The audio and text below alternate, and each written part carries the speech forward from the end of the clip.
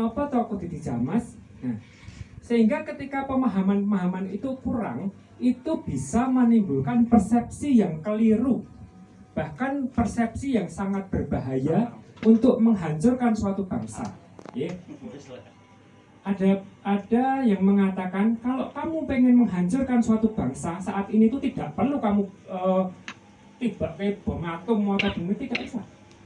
Tapi hilangkan saja, hancurkan saja budayanya, hilangkan ingatan anak-anak mudanya itu dari budaya. Salah satunya adalah keris. Itu salah satu bentuk warisan budaya yang sudah diakui oleh UNESCO. Nah seperti itu. Kalau saat ini banyak nih, ada yang beberapa waktu yang lalu itu keris-keris dipotong nih. Ini karena apa? Ya itulah salah satu upaya untuk menghancurkan budaya suatu bangsa itu. Kalau anak cucu kita itu sudah dihilangkan ingatannya itu, mereka nggak akan tahu bahwa mereka itu keturunannya itu merupakan bangsa-bangsa yang besar, nah bangsa-bangsa yang hebat, nah seperti itu.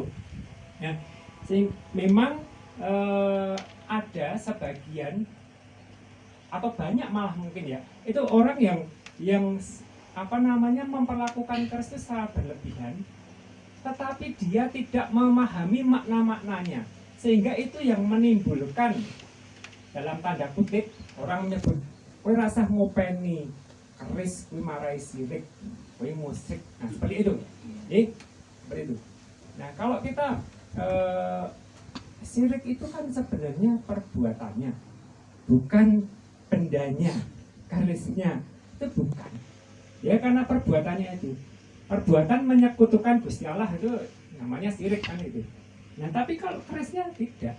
Tadi Pak Alex sudah menjelaskan bahwa keris itu pada dasarnya itu hanya berisi muatan doa, mata dari sang empu, tetapi itu merupakan harapan daripada pemiliknya, pemegang keris.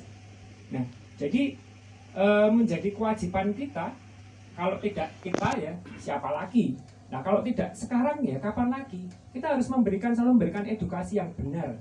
Saya tuh kemarin di grup temannya Bu Ani ngesar foto ada keris tapi ada gerindra. Saya spontan saya tanya, lah gerindranya itu buat apa? Saya gak nanya kerisnya, lah gerindranya itu buat apa?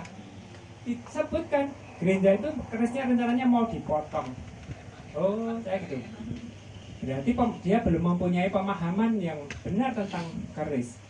Ya nyuwun tolong saja Mbak, kalau umpamanya belum terlanjur dipotong ya biarkan aja, diberikan pemahaman, kemudian kalau tidak bisa merawat ya biar banyak teman-teman berusukan yang bisa merawat. Nah seperti itu, pahamnya nggak jadi. Itu tugasnya siapa ya? Tugas-tugas kita. Kalau nggak kita siapa lagi? Ya, seperti itu. Nah jadi keris ngopeni keris kusirik tidak. Sekali lagi itu hanya ada energi dan ada tuah. Tuah itu doa dari sang empunya yang tergambar di dalam apa? Oh dalam dapurnya, bentuk dapurnya keris. Oh tergambar di dalam pamornya seperti itu. Nah itu macam-macam. Kalau mau belajar tentang pakerisan tidak cukup waktu setahun, 2 tahun, 5 tahun aja belum cukup kalau untuk pelajari sebuah keris. Nah tapi saya sendiri makanya merasa ilmu saya itu hanya segini, ujung kuku aja cilik, sing paling cilik. Dan saya punya semangat untuk terus belajar mengetahui opo toh, kenapa toh gitu. Itu yang saya lakukan terus. Ya, salah satu tujuannya adalah memberikan edukasi terutama kepada generasi muda. Saya juga memberikan edukasi pada anak-anak saya, tapi saya tidak nak gini enggak. Mereka melihat ketika mereka bertanya, saya menjelaskan. Ya.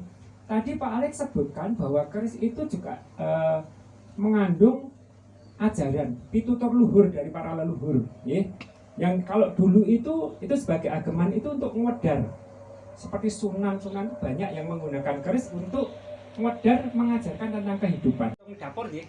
Dapur itu selalu ganjil, ya. Kenapa ganjil? Karena itu penggambaran sebenarnya bahwa batin dari manusia itu harus selalu disempurnakan.